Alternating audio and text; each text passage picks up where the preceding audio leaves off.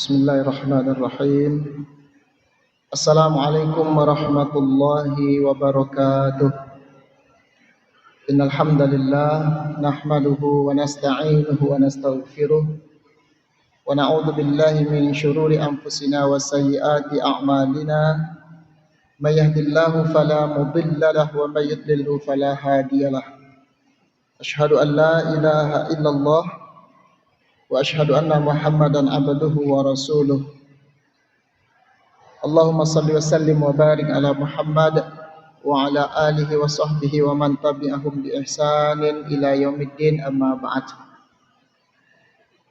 Bapak-bapak dan ibu-ibu, kaum muslimin dan kaum muslimat sidang jamaah zuhur yang dirahmati Allah Subhanahu wa taala.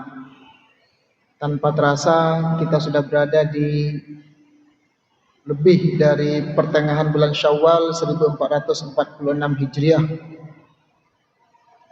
Para sahabat Nabi ketika mereka telah meninggalkan bulan Ramadan, mereka tetap berdoa kepada Allah supaya semua ibadah yang mereka lakukan itu diterima oleh Allah Subhanahu wa taala.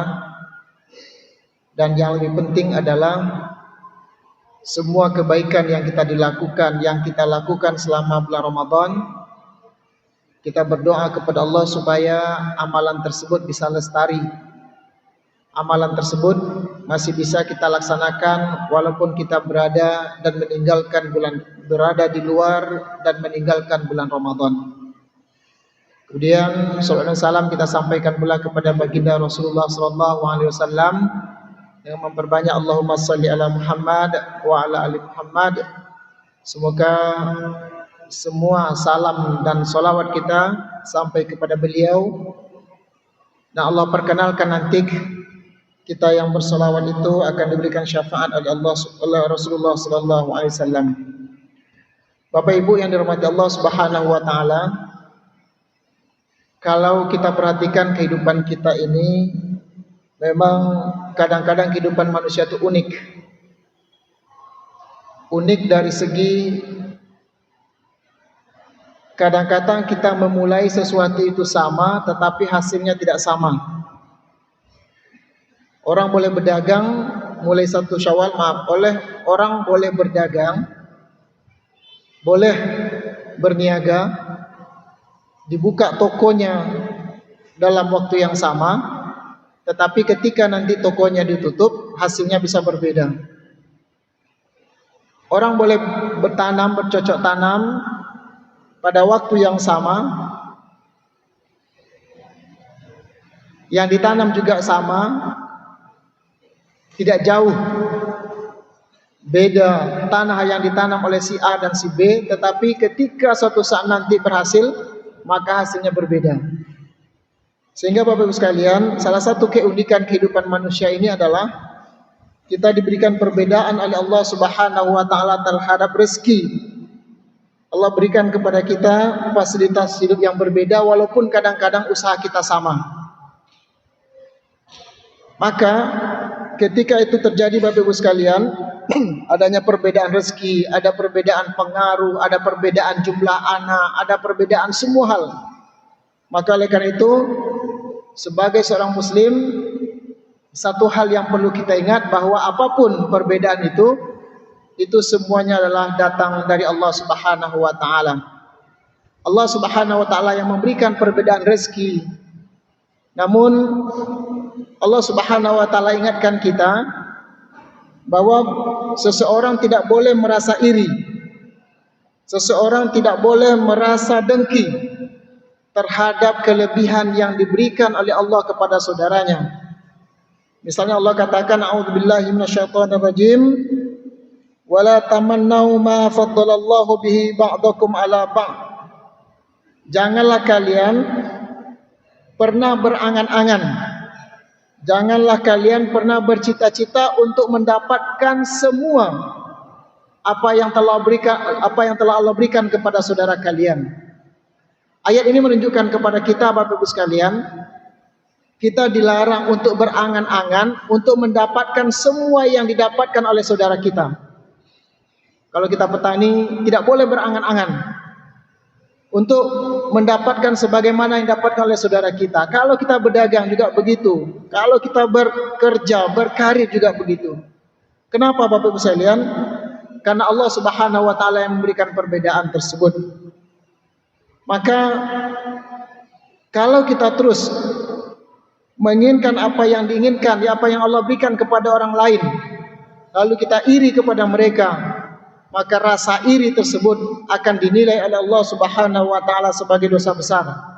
Yang dalam bahasa agama itu kita kenal dengan istilah hasad. Hasad adalah dengki. Maka Bapak Ibu sekalian, hasad ini dilarang oleh Allah Subhanahu wa taala karena yang memberi nikmat itu Allah.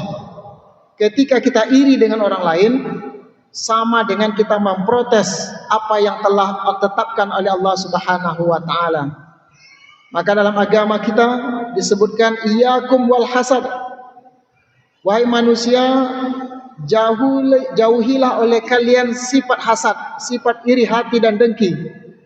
Fa innal hasada, sesungguhnya kalau hasad itu kalian perturutkan, yakulul hasanat, dia akan bisa memakan semua kebaikan kalian, kama ta'kulun narul hatab, sebagaimana api memakan kayu bakar. Kaum muslimin rahmati Allah Subhanahu wa taala, ini menunjukkan kepada kita tidak boleh sedikit pun hasad dengki kepada orang lain. Tetapi Bapak Ibu sekalian, ada dua istilah, ada dua hal yang perlu kita ketahui tentang hasad ini. Yang mana ada hasad yang dilarang oleh Allah Subhanahu wa taala, tetapi ada hasad yang dibenarkan, bahkan dianjurkan oleh Allah Subhanahu wa taala. Maka hasad dalam artian oleh para ulama disebutkan, kalau hasad itu dalam arti kita iri kepada orang lain, iri terhadap nikmat yang Allah berikan kepada orang lain, lalu kita ingin nikmat itu ada juga pada kita, sekaligus kita ingin nikmat itu hilang daripada saudara kita, maka hasad inilah hasad yang dilarang oleh Allah Subhanahu wa taala. Kita ulangi, hasad yang dilarang oleh Allah itu misalnya kita iri kepada nikmat yang Allah berikan kepada orang lain, supaya Allah berikan juga nikmat itu kepada kita, dan kita dalam waktu yang sama ingin nikmat itu hilang dari orang lain. Itu namanya hasad yang dilarang oleh Allah Subhanahu wa taala. Misalnya ketika seseorang ditipu harta oleh Allah, kita sangat iri dan kita sangat sakit hati terhadap yang Allah berikan kepadanya, dan kita kadang-kadang memunculkan dalam hati kita bagaimana nikmat itu tersebut hilang dari saudara kita. Maka inilah hasad yang dilarang oleh Allah Subhanahu wa taala. Sebagaimana Allah ingatkan kita juga, in tamsaskum hasanatun tasuhum, jika kamu mendapat kebaikan maka mereka merasa tersiksa. Jika kalian mendapat nikmat oleh Allah, maka saudara kalian itu akan merasa tersiksa. Wa in tusibkum sayyi'atun yafrahu biha, tapi kalau kalian mendapat malapetaka, bergembiralah hati mereka. Nah, hasad seperti inilah yang dilarang oleh Allah Subhanahu wa taala. Tetapi Bapak sekalian, ada level kedua, kita juga boleh iri kepada nikmat yang Allah berikan kepada orang lain, tetapi tidak diikuti dengan sikap dan keinginan agar nikmat itu hilang dari saudara kita. Misalnya, kita inginkan sesuatu yang telah diraih oleh saudara kita, kita ingin, tetapi sedikit pun tidak ada dalam hati kita supaya nikmat itu hilang dari saudara kita. Misalnya ada orang punya mobil, kita ingin punya mobil, tetapi tidak ada rasa sedikit pun dalam hati kita agar mobil saudara kita itu dicabut oleh Allah Subhanahu wa taala. Maka hasad seperti ini, itu level kedua, itu dibenarkan oleh Allah Subhanahu wa taala. Selangi, apabila kita menginginkan apa yang Allah berikan kepada saudara kita, tetapi tidak diiringi dengan keinginan kita supaya nikmat tersebut dicabut oleh Allah darinya, maka hasad itu dibenarkan dan tidak termasuk terlarang.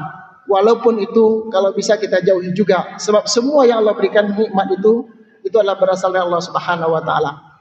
Namun yang ketiga, ada namanya al-ghibthah. Al-ghibthah itu artinya adalah kita inginkan mendapatkan sesuatu sebagaimana saudara kita dapatkan, lalu kita tidak ingin nikmat itu hilang dari saudara kita, tetapi apabila Allah berikan nikmat tersebut, maka kita akan berpacu dengan mereka dalam kebaikan. Ini disebut dengan al-ghibthah atau disebut dengan hasad yang dibenarkan oleh Allah Subhanahu wa taala.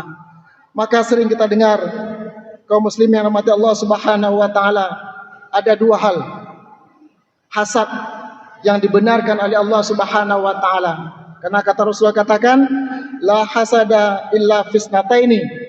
Tidak boleh seseorang iri dengan orang lain kecuali dalam dua hal.